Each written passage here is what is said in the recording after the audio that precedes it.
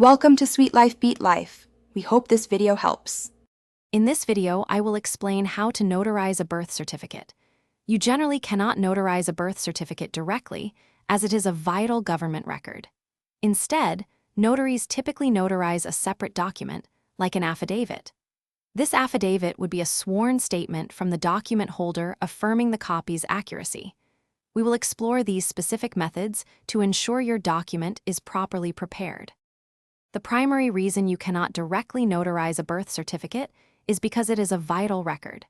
These documents are issued by government authorities, and only the issuing agency can certify them as true copies.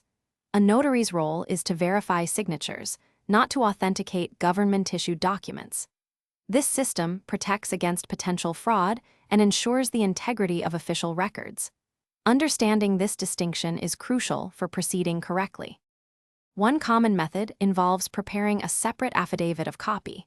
The individual holding the birth certificate drafts a sworn statement, confirming the attached copy is a genuine replica. This statement is then signed by the individual, known as the affiant, before a notary. The notary administers an oath to the affiant and then notarizes the signature on this affidavit. This ensures the affiant's sworn statement is legally recognized. Another viable option, permitted in some states, is copy certification by document custodian.